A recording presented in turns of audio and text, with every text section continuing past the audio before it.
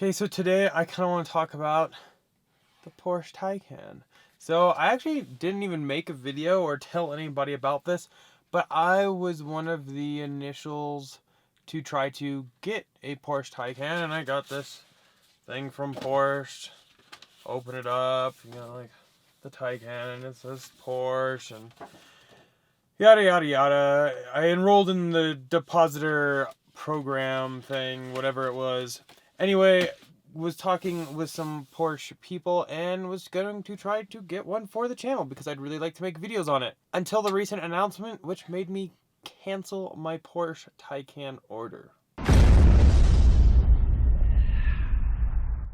So with the new announcement of the EPA range of the Porsche Taycan coming in at only 201 miles of range, I am no longer going to be buying a Porsche Taycan. At least not anytime soon. I would have really liked to have purchased one to play around with it, bring you guys some other EV related content, and just check out other EVs. Nothing wrong with Tesla. I absolutely love my Teslas, but it'd be kind of cool to check some other stuff out too. Now, the tech and everything in the Porsche, I'm not really going to get into any of that, comparing it over to Model S or 3 or anything like that. This really isn't what this video is going to be about. If you guys want me to do that, let me know in the comments and maybe we'll do that in the future one. This one's going to be mainly about the efficiency and just the range in general. So Porsche originally had teased a 300-mile range when they announced the Taycan a couple years ago. Now, having it only 201, it's less than a Nissan Leaf, which is 226 miles for $36,000. A Chevy Bolt, 238 miles for $37,000. Jaguar I-Pace, 234 miles for $69,000, and even an Audi e-tron, 204 miles for $75,000. Not to mention every Tesla ever made. Even the OG original Tesla Roadsters got 245 miles on a charge, and now the cheapest Tesla you can get will get you 250 miles of range for only $40,000. So originally the Porsche was evaluated by WLTP, which is the Worldwide Harmonized Light Vehicle Test Procedure out in Europe, and received 450 mile range or 280 miles. However, the EPA says 201 miles, so the EPA is 79 miles under the WLTPA, whereas the Tesla Model S long range got 590 kilometer range from the WLTP, or 367 miles of range, and the EPA lists it at 373, or plus 6 miles. So there's quite a difference for the Porsche Taycan. Now, some different things to keep in mind is the EPA does have a more stringent test procedure. It will test in both hot and cold climates, whereas the WLTP does not, especially in everything I could find on their website and everything like that. Now, Porsche actually sent out emails recently saying they hired a separate company to evaluate the range called AMCI, and they actually conducted these tests down in Southern California. Some things I found interesting though from the AMCI website, which again I'll link down below, but AMCI conducted this with range mode on for the Porsche Taycan, did go the speed of traffic, which they said speed of traffic, not speed of road, and being in Southern California, I imagine they got a lot of traffic, especially since they tested it during the week. I did poke around on their website too, and I couldn't find that they've ever tested a Tesla or at least published those results.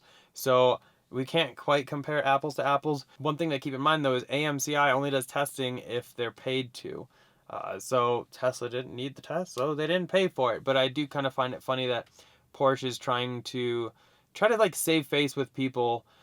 It'll be interesting though when some get out in the real world and can actually do range tests, but for now this is kind of all we have to go by. So another thing I found pretty interesting was the efficiency is downright pathetic and awful. The Porsche actually has a 93 kilowatt hour battery pack in it. Model S and X long range have a 100 kilowatt hour battery pack. The Model 3 all-wheel drive or long range, like I'm sitting in now, has about a 75 kilowatt hour. I believe the SR Plus is about a 50 kilowatt hour battery pack. So keeping those numbers in mind, just the range in general is pretty pathetic, and that's going to come across in the MPGE or mile per gallon equivalent for electric vehicles, and it will directly affect how fast the vehicle can actually charge. So for example, the Taycan received a 69 MPGE rating. Model 3 SR Plus is a 141 mpg rating, which is more than double that of the Porsche. Model 3 long range all-wheel drive is a 121 mpge rating, and for reference, the long range Model S is 111 mpge rating, and a Model X is 96 mpge rating, which are all far better than the Porsche. So how does all that relate to charging speeds? Well, the Porsche can actually charge at 250 kilowatts right now. Supposedly they will be able to do 350 in the future. Model 3, like I'm in right now, can also max out at 250 kilowatts. So let's compare this apples to apples. So the efficiency of a Porsche Taycan is 490 watt hours per mile. So at peak rates of 250 kilowatts, it can add 85 miles in 10 minutes of charge. Now the Model 3 SR Plus is 240 watt hours per mile, can charge at a max peak rate of 170 kilowatts, will add 118 miles in 10 minutes. The Model 3 long range is 260 watt hours per mile, 250 kilowatt peak charging rate for 160 miles added in 10 minutes. Model S long range is 300 watt hours per mile, peak rate of 200 kilowatts for 111 miles added in 10 minutes. And to conclude it, we have Model X long range, which is 350 watt hours per mile at a peak rate of 200 kilowatt charging, will get you 95 miles in 10 minutes. So when you are thinking about charging rates, you really need to think about efficiency to see how many miles you can gain in a certain period of time. Now, these numbers I gave you were all at the max or peak rate, which, as you know, if you've ever driven an electric car, it will start out at that peak rate depending on your battery percentage, but will slowly decline to make sure you don't overcharge your battery, because that is not good for the battery life of your car. So you definitely don't want to do that. But yeah, so that's like some of what I included in my decision to not move forward with the Taycan. I can't fathom spending that kind of money for 200 miles worth of range. I don't want to get into charging availability into this video because I'm actually working on something for that. It'll be coming up soon.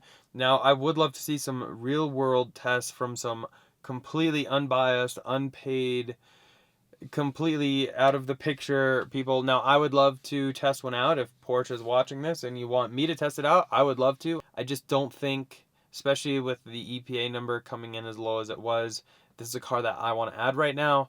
I don't know. Let me know down below what you guys think about this EPA range that came out. Is this something you're trusting? Is it going to sway your opinion any?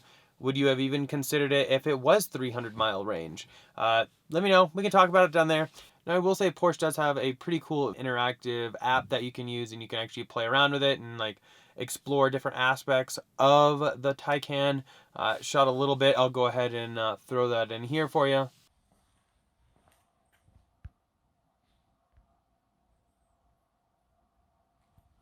The Taycan.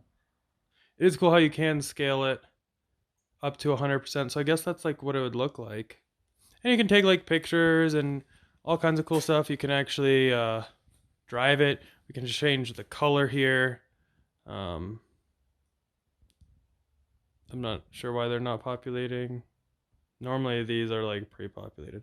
But let's go see what it looks like next to my white Model 3. And let's drive it out. Oh, I just hit the garage. Oh no. Oh nuts. Oh no, where the hell's it going? Get back here. Oh, shh. I guess there you can kind of see it with Model 3. I mean, it's pretty cool, and it does say it's scaled up to 100%. But you can like go up to it and like check it all out. Oh, I guess now we're in it. The rims, which I actually do really like, those like two-tone with the white. But I mean, the app is actually pretty cool. Parts of it feel a little gimmicky, but yeah, it's kind of cool to play around with at least. So I run this app on Android. I believe it's available for iOS. Kind of reminds me of like the Cybertruck app somebody created recently, but I believe that is still only available for iOS. So unfortunately, I don't have an iPhone, so I can't use it. Anyway, I just wanted to let you guys know because I did make it official and just told my Porsche contacts that I am going to just hold off for now. It's not something I want to move forward with. So thought I'd make this video because I was hoping to kind of make a Porsche delivery video instead. Oh, David's home. Anyway, that's pretty much it for this one. Hopefully you guys enjoyed it. As always, huge thanks to our channel sponsor, Abstract Ocean. If you guys are looking to accessorize your Model S, X, or Model 3, much like this one, definitely check them out. All links down below, and using code Tesla Inventory will get you 15% off your first order. They offer all kinds of cool accessories, but my two must-have are definitely going to be a center console wrap. Not a huge fan of that gloss black fingerprint and scratch prone materials Tesla uses in the center console, as well as a matte screen protector to reduce any glare as well as fingerprints. As always though, thumbs up if you enjoyed that video. Go and click here to subscribe here for some other ones, and we'll see you guys in the next one. Bye.